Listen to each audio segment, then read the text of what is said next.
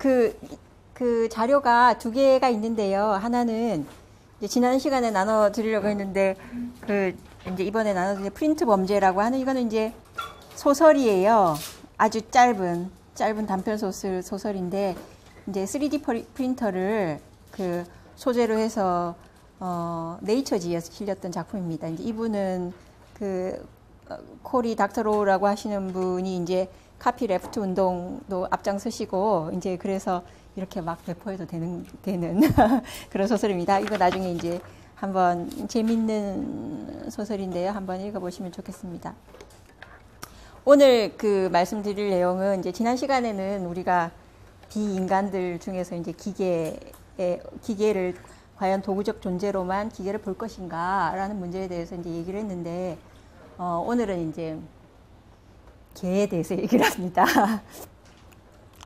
혹시 이제 다나 해로웨이의 사이보그 선언서를 혹시 읽어보실 분이 있으신가요? 이제 다나 해로웨이라고 하시는 이분이 굉장히 많이 늙었죠. 예전에는 이제 88할 때 사이보그 선언이 80년 제가 이제 학교 다닐 때 대학생일 때 나온 책인데요. 이분이 지금 이제 이 반려종 선언이란 책을 2003년에 썼습니다. 이 개가 이제 이분을 개의 세계로 이끌고 간 문제의 개입니다. 이제 이름이 케이엔 페퍼라고 하는데 케이엔 페퍼는 뭐냐면 고춧가루예요. 멕시코 요리에 아주 매운 맛을 내는 그런 고춧가루가 케이엔 페퍼거든요. 우린 보통 이제 개 이름은 마리라든지 뽀삐라든지 이렇게 하는데 이제 해로웨이답게 고춧가루를 이제 이름으로 했습니다. 그래서 이 개를 가지고 이제 해로웨이가 이제 반려종 선언이라는 책을 썼습니다. 두 책을 썼는데요. 반려종 선언이 이제 2003년에 나오고 2007년에 이제 When Species Meet 나왔습니다.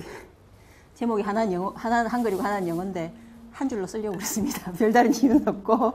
그러니까 이 둘 다 아직 번역은 안 돼 있고 이제 제가 이제 초벌 번역 정도를 해놨고 반려종 선언은 이제 아마 이제 책으로 나올 수 있을 것 같습니다. When Species Meet은 이제 우리말로 하면 종과 종이 만날 때 그 정도 되는데 개랑 인간이 이렇게 있어서 이제 일본어 이제 번역판에는 이제 개와 인간이 만날 때 이렇게 번역이 되어 있습니다. 사실 이게 굉장히 의외였습니다. 그러니까 해로웨이는 주로 이 사람은 페미니스트, 그러니까 전통적인 의미의 페미니스트하고는 굉장히 다르지만 페미니스트이고 사이보그, 온코마우스 이런 것들을 가지고 굉장히 이제 정치적인 글쓰기를 하는 사람인데 갑자기 2003년에 9.11이 난 해가 2003년이죠. 그때 이제 반려종 선언이라는 책을 썼기 때문에 이제 첫 번째 인상은 드디어 이제 해로웨이도 늙었나 보다. 갑자기 이제 동물, 사랑 이런 얘기를 하면 이제 사람이 좀 말랑말랑해졌나 보다라고 이제 일단 표면적으로는 그렇게 하게 되는데 이제 책을 읽어보면 전혀 이제 문제 의식이 굉장히 이렇게 뭐랄까 한 단계 이렇게 업그레이드 됐다고 할까요? 저는 그런 느낌이 들었습니다. 그러니까 이게 이제 사이보그죠. 우리가 이제 포스트 휴먼의 주제 중에 하나이지 않습니까? 이게 사이보그인데 이 사이보그를 사실은 해로웨이는 이것을 어떤 메타포로 쓰고 있습니다. 그러니까 해로웨이가 말하는 사이보그라고 하는 것은 메타포적인 의미로 쓰고 있고 실제로 이제 해로웨이가 사이보그를 가지고 얘기하고자 하는 것은 이제 남성, 여성 우리가 보통 이제 여성 페미니즘에서 얘기할 때 여성은 언제나 억압받는 자잖아요. 그러면 저는 이제 어렸을 때는 그런 부분들이 굉장히 감동적이었던 것 같아요. 억압받는 자로서의 존재의 위치가 뭔가 억압을 당했기 때문에 억압의 나쁜 점도 알고 그래서 억압이 없는 세상을 만들 수 있는 어떤 동력이 되는 뭔가 이렇게 존재론적으로 위에 있는 것 같은 그런 구도를 이제 사실은 페미니즘에서 많이 이제 얘기하고 있는데 해로웨이는 이제 그런 구도를 깨려고 하는 거죠. 이제 그런 구도 아닌 남성, 여성, 뭐 자연, 인공 그런 거 아닌 그런 식의 이제 얘기를 하려고 합니다. 사실 지난 시간에 기계에 대해서 얘기했을 때 기계가 인간에게 뭐 번영과 진보를 가져다 줄 것이다 라고 하는 입장과 아니다. 기계는 이 자연을 망가뜨리고 인간성을 황폐화시킬 것이다 라는 두 가지 입장이 있었지 않습니까? 그러니까 해로웨이가 사이보그를 가지고 사이보그를 메타포로 써서 어떤 정치적인 글쓰기를 하려고 했을 때 이제 그런 이분법들을 깨려고 하는 그런 시도였던 거죠. 그래서 이제 사실은 우리가 이제 성을 얘기할 때 XX, XY 염색체가 그렇게 돼 있죠. 해외 G 염색체를 얘기합니다. G. XX도 아니고 XY도 아니고 새로운 것. 그래서 실제로 이제 그 페미니즘에서 젠더로서의 여성, 남성 그것조차도 이제 거부하고 새로운 그러니까 그 페미니즘을 새롭게 리빌드 하려고 하는 그런 이제 의도를 갖고 있었죠. 그래서 이 사람이 그 사이보그에 집중했던 이유는 뭐냐 하면 얘는 이 천지 창조의 기원을 모르는 애잖아요. 그죠? 그래서 어머니 자연, 돌아갈 자연 없는 애죠, 사이보그는. 그래서 이제 그런 얘기를 합니다. 그들은 그런 그 창조의 순간, 우주, 코스모스를 기억하지 못한다. 이제 그런 얘기를 하죠. 이게 이제 그 해로웨이가 그 사이보그 선언의 그 표지인데요. 이걸 좀 설명을 드리면, 여기에 이제 그 테크노 사이언스라는 게 그렇지 않습니까? 이렇게 그 당시가 그러니까 레이건이 이제 우주제 스타워즈를 표방하면서 군비를 굉장히 증강하고 군비 확장을 하고 이제 하는 그런 굉장히 이제 대결적인 구도로 가고 있던 그런 때였어요. 그래서 사실은 이제 좀 소위 진보적인 지식인들은 그런 테크노 사이언스에 대해서 마치 지난 시간에 심홍동이 그랬던 것처럼 심홍동과 그 시대의 사람들이 기계에 대해서 생각했던 것처럼 그러니까 아주 이제 그런 적대감, 지구를 황폐화시키는 그런 것으로 생각하고 있었죠. 그래서 이 그림에는 보면 이제 아주 황폐해진 지구입니다. 여기는 비가 안 와가지고 완전 사막화되어 있고 여기는 얼음으로 꽝꽝 얼어붙어져 있는 그런 지구에 이 여자는 동양 여자죠. 그러니까 70년대 말 80년대에는 우리나라에서도 고등학교 졸업하고 여성들이 많이 미국의 반도체 공장에 일하러 갔습니다. 많은 그 동양 여자들이 이제 와서 반도체 공장에 일을 하고 있는 거죠. 여기 이제 이게 뭐 이게 무슨 꽃무늬가 아니라 칩입니다. 칩.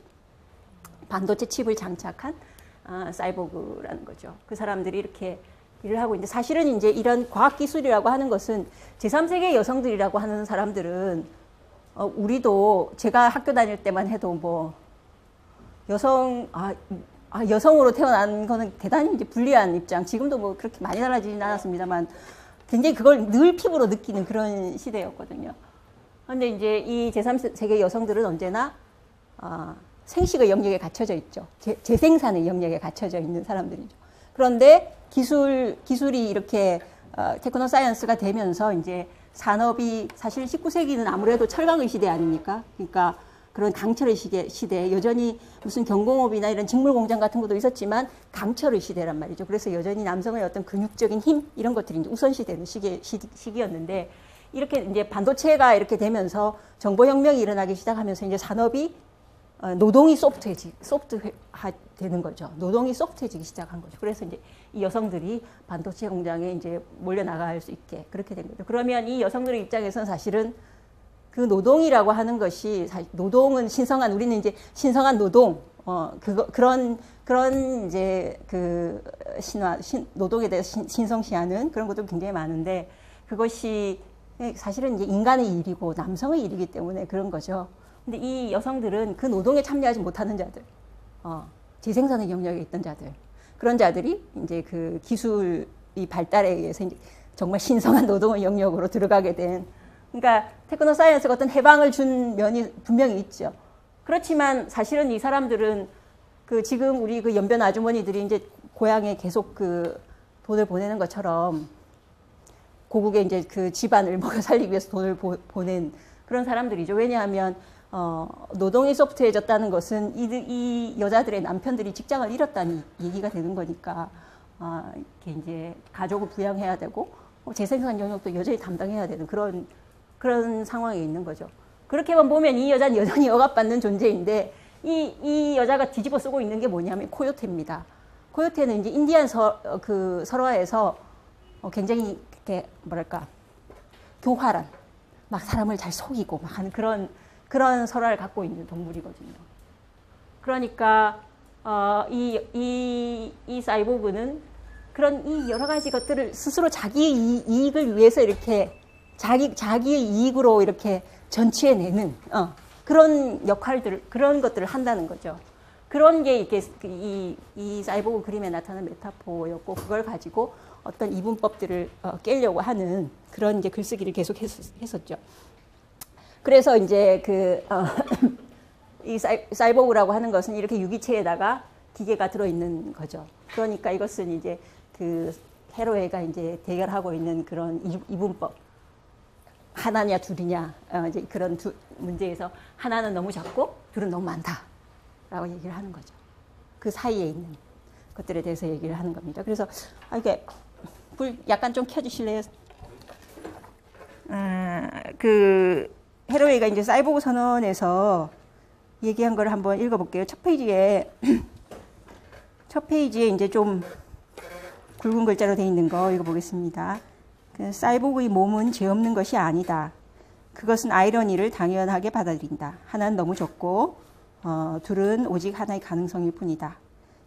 기술 능력에 의한 강력한 기쁨은 더 이상 죄가 아니며 체현의 한 양상일 뿐이다.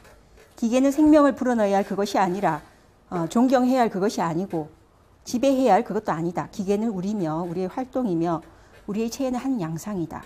우리는 기계의 책임을 질 수 있다. 그들은 우리를 지배하거나 위협하지 않는다. 우리는 경계의 책임이 있다. 우리는 그들이다. 그러니까 이 메타포에서 헤로이가 말하고자 하는 것은 우리가 바로 사이보그다라고 하는 거예요. 아주 무슨 기술이 발달해서 그런 게 아니라 첫째 시간에 이진경 선생님이 얘기한 것처럼 안경을 끼고 있는 것. 지금 이렇게 이 노트북이랑 제가 이렇게 같이 뭔가 일을 하고 있는 그 자체가 이미 사이보그라고 하는 거죠. 그래서 여기서는 헤로에는 사실은 이제 그 기계를 인간의 욕망의 어떤 체험물 정도로 이제 생각을 하고 있습니다. 이렇게 이제 이런 선언을 하고 나서 헤로에가 이제 굉장히 봉변을 많이 당했어요. 그러니까 무슨 이제 에콜로지 관련 학회에서 이제 뭐 심지어는 이렇게 아주 이제 뭐랄까 이렇게 강력한 에콜로지스트들이 이렇게 막 유인물 같은 거 이렇게 헤로에가 강간과 결부된 그런 그림들을 막 이렇게 나눠주고 그러면서 이제 그렇게 얘기하는 거죠. 지구를 강간하는 자는 강간당에 마땅하다. 이렇게까지 대단한 봉변을 당하고 그랬습니다. 그 얘기를 보면 사실은 이런 자연 에콜로지 어머니 자연 이런 것들 도대체 무엇에 근거하고 있는가 대단한 적대에 근거하고 있다는 것을 이제 거꾸로 알 수가 있는 거죠. 그런데 이제 이렇게 했던 분이 이제 반려종 선언을 했다는 거죠. 그래서 그 반려종 선언이 이제 반려종 선언 앞에 보면 그런 얘기가 나와요. 그러니까 지구의 생명체는 물에서 나왔다. 물에서 나왔는데 그래서 우리는 그 물에서 이제 자연 문화, 그러니까 뭐 적절하게 잘 형성하면서 살아왔다. 그런데 2차적인 어떤 잡목 수풀 때문에 생명체가 위협에 빠졌다라고 얘기를 해요. 그 잡목 수풀 부시입니다. 영어로 부시는 그 대통령 부시하고 같은 말이죠. 부시. 비유해서이지. 그렇게 이제 딱 쓰는 거예요. 이때가 이제 9.11 나고 나서 부시가 이제 막 이제 아랍인들을 이제 몰아넣고 있던 그 당시 아닙니까? 그래서 그런 얘기들을 하죠. 그렇지만 사실은 이제 지금은 이 헤로웨이가 그 사이보그를 어떤 메타포로 썼을 때는 사이보그가 가지고 있는 이런 악마적인 성격, 아주 몬스트러스한 그런 성격에 포커스 사실 한 거거든요. 그래서 거기에서 굉장히 기괴하지만 거기에서 우리가 무슨 해방적인 뭔가를 얘기할 수 있을 것이다라고 해서 이제 그걸로 정치적인 글쓰기를 했는데 지금은 사실은 얼마 전에 무슨 장면인지 아시겠죠? 그러니까 그러니까 이제 더 이상 피지컬한 몸이 없는 것하고도 사랑할 수 있는 전혀 기계나 기술이라고 하는 것이 몬스터러스 하지 않은 거예요. 그러니까 이제 더 이상 어떤 그 뭔가 이렇게 뭔가를 이렇게 그걸 가지고 글쓰기를 하는 비평적인 어떤 힘 그런 것들을 이제 잃어버렸다라고 이제 생각을 합니다. 그래서 저는 그렇지만 이제 그 해로웨이가 반려종 선언을 하면서 기계들을 뭐라고 얘기하냐면 사이보그들을 반려종이 무엇인가에 대해서는 다음번에 조금 더 이따가 설명을 하도록 하겠습니다. 반려종의 친족이다. 어린 친족이다. 그러니까 그 이제 최근에 이렇게 친족 카테고리에 들어온 어린 친족이다라고 얘기를 합니다. 그 얘기는 뭐냐 하면 그 전에 사이보그 선언에서는 기계라고 하는 것은 인간 욕망의 체현이다. 그렇게까지밖에 이제 가지 못했지만 반려종에 가서는 그 반려종의 친족이라고 하는 것은 그 자체의 어떤 존재성 그런 것들을 이제 인정하는 그런 단계까지 나아갔다고 생각합니다. 그런데 사실은 이제 그렇게 하면서 그 해로웨이가 이제 그 이런 테크노 사이언스가 이렇게 만들어내는 그런 정치, 억압적인 정치 그런 데서 빠져나오는 그 대상으로 삼은 것은 사이보그가 아니라 이제 개죠, 개. 이게 참 특이한데 개. 우리 늘 일상에서 보고 있는 도대체 얘가 무슨 비평적인 글쓰기의 재료가 될 것인가라는 것들은 되게 이제 고개가 갸우뚱해지는 게 사실입니다. 지금 이거는 이제 나중에 보여드릴 텐데 어질리티라고 하는 게임을 하고 아까 그 보여드린 카이엔이 지금 이제 게임을 하고 있는 거죠.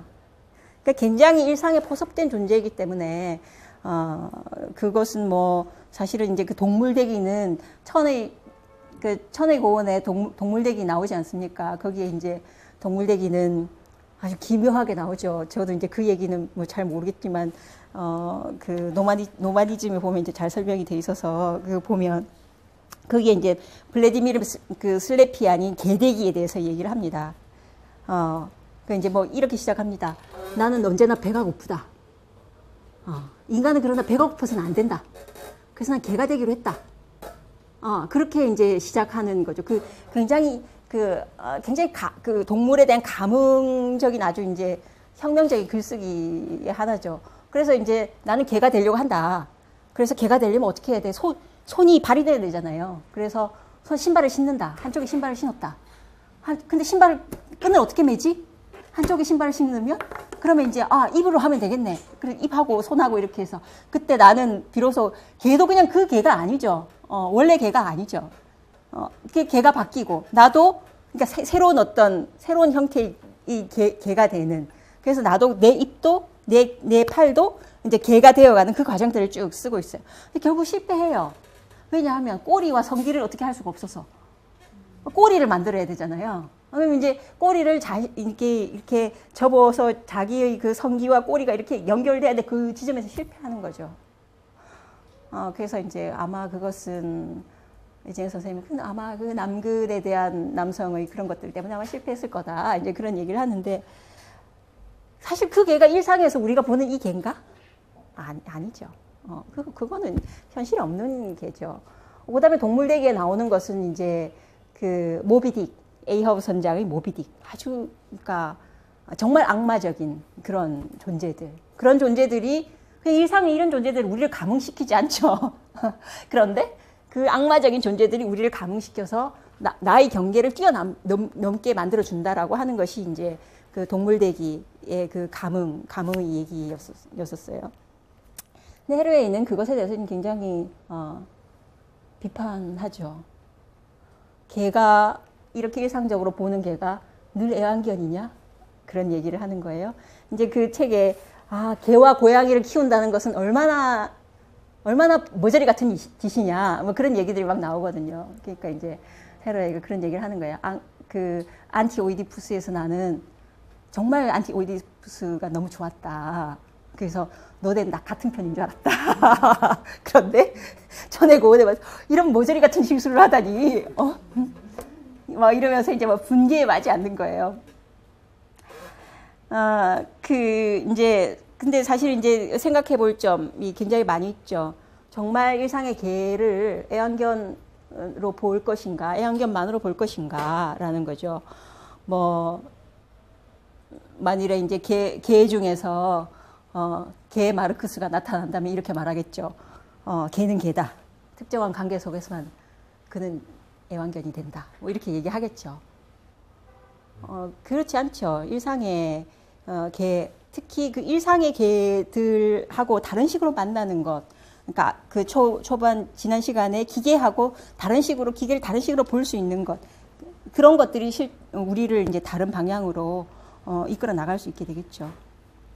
그래서 이제 헤로에는 그렇게 얘기합니다. 그러니까 가장 그 일상의 존재라고 하는 것이 우리가 가장 알 수 없는 타자가 숨어 있는 곳이다. 라고 얘기를 하죠. 어떨 때 그러니까 가끔씩 깜짝깜짝 놀랄 때가 있거든요. 저는 이제 그러니까 근데 제일 가까운 존재는 뭐 아들 뭐 이런 근데 갑자기 굉장히 이렇게 낯설게 깜짝 놀랄 때가 있죠. 남이구나. 뭐 이런 거. 부부지간에도 마찬가지고 그런 거죠. 그래서 그 사실은 이제 이 포스트 휴먼의 사이보그 선언에 대해서 강의를 하지 않고 반려종 선언에 대해서 강의를 한 것은 물론 이제 사이보그 선언은 너무 많이 읽었기 때문에 그런 점도 있지만 저는 이제 그 헤로에이랑 그 문제의식을 같이 해서 정말 일상의 존재들하고의 관계들을 다시 되물어 볼 때 그 포스트 휴먼에서 이렇게 질문하고 있는 인간의 경계라고 하는 것들에 대해서 다른 그 새로운 질문을 우리가 던질 수 있을 것이다. 이제 그렇게 생각을 합니다. 그래서 아마 이 그림은 뭐냐 하면 이제 그 얘가 이제 이렇게 과학자가 키운 개예요. 과학자가 키운 개이기 때문에 여기다가는 뭐 이렇게 여러 가지 무선 장치도 달고 막 이렇게 있죠. 근데 이게 숲 가를 이렇게 어정하다가 다른 개한테 이제 붙잡혀가지고 데리고 온 거죠. 이 개를 데리고 왔어요. 그래서 이제 얘가 이렇게 어정거리고 있어서 데리고 왔다. 얘는 과학자가 키운 개라 카더라. 이러면서 이제 그 무리들한테 소개시켜주는 그 장면이죠. 아마 그 사이보그나 그 포스트 휴먼은 그 이런 존재일 가능성이 크죠. 우리 비슷한 것 같긴 한데 되게 낯선 그런 존재들이죠. 그러면 이때 이 상황들은 뭐 세상이 그렇게 녹록하지 않죠. 그래, 우리 같이 놀자. 이렇게 안 하죠. 이 대단한 긴장감이 이제 흐르겠죠. 무리에 얘네는 저건 뭐지? 뭐 이상한 거 막 달고 있는데 이거 무리에 받아들여도 될까? 그런 긴장감. 얘는 여기 끌려갔다가 죽지 않을까? 이런 긴장감들이 있는 거죠. 그 긴장감들이 있는 속에서 서로가 서로에 대해서 설명해야겠죠. 나는 이 장치는 뭐고 너를 해치지 않아. 뭐 이런 것들. 그런 것들을 설명해야겠죠. 그런 관계들, 새로운 관계라고 하는 것은 이런 그 접촉의 지대에서 만들어지는 것이다라고 하는 게 이제 그 헤로이가 전체적으로 그 얘기하려고 하는 주제입니다. 이제 반려종 얘기를 이제 좀 해야 되는데요. 반려종은 보통 반려종을 어떻게 생각하셨어요?